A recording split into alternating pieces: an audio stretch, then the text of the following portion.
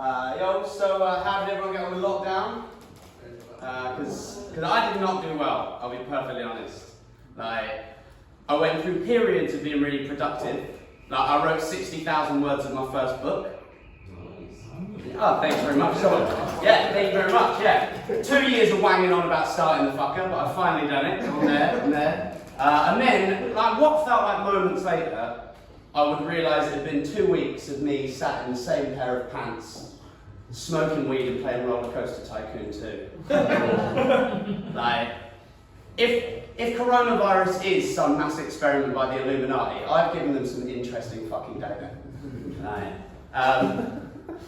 It wasn't until sport came back that I really managed to get my life back onto an even keel, right? Because I love sport. I absolutely love sport. I always say to people, I like really boring sports. Like, I like Formula One, I like tennis, I like snooker. I fucking love snooker. Snooker is so boring.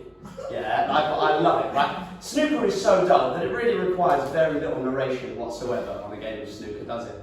So the fact that the BBC feel the need for 2 commentators for every match really does boggle the mind. At this year's World Championship, genuinely this happened, right? One of the snooker commentators was talking about previous facts and records that stood from previous snooker tournaments, right? And the other snooker commentator, John Parrott, world champion in the snooker, John Parrott went, yeah, you should probably stop there, it's getting a bit boring. You're John Parrott! You're a snooker player, you don't get to be bored by snooker, man. Like snooker is so boring. I went out for a meal, like when the World Championships was on, I went out for a barbecue with some friends, been out in the sun all day, had a lovely time, right? I thought, I'll just check the snooker. Ronnie O'Sullivan had been playing Ding Junhui that day, 2 former world champions, there's got to be something in the news, right? So I googled snooker world championship. First hit on Google, the headline, the most exciting thing that happened that day in the snooker.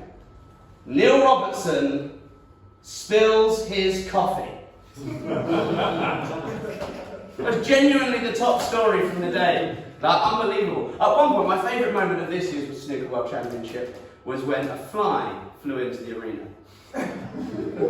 Yeah, this is a high point of excitement in the World Championship. Like, spilling a coffee makes the front pages, so this was a high point of excitement. Now, in any other sport, no one would comment on the fact that a fly had come into the arena. In snooker, however, that prompts not just a comment, but a full-blown 5-minute conversation about the possible impact on the players a fly coming into the arena could have. A conversation that culminated in this story from Ron Dennis. I remember once when I was playing snooker. Now, if you don't follow the snooker, that is a fucking diamond Ron Dennis impression. So go home, Google it, and then message me and tell me how fucking good I am at it, right? I remember once when I was playing snooker and a fly flew into the arena. Well, I noticed the fly when I was sitting down. But when I got up to play my shot, I didn't notice the fly at all. Now what was the point of the story, Ron? Why have you talked about it for so long, Ron? God damn it, Ron, you're wasting our time! Like, snooker is so boring. It's like snooker knows it's boring, right? Because all those sports that know they're really boring. Sorry. Right? Snooker knows it's really boring, right? I'm going to keep going on about it, right? Because like all those sports that know they're really boring, they try to zhuzh it up by giving them exciting names, don't they? Yeah? Like the American sports do this, right? American sports, tediously dull. Oh, we'll give the mascots some funny names. That'll entertain them, right? Snooker does this, and it does it the best out of any of them. Right, because you have players like Ronnie the Rockets O'Sullivan.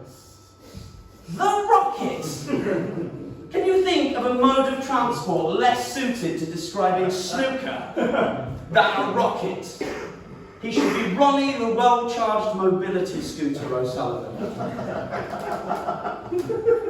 In this year's final, he was playing Kyron the Warrior Wilson. The Warrior? You've got a waistcoat, a bow tie, and dip-dyed hair. You can't be calling yourself the Warrior.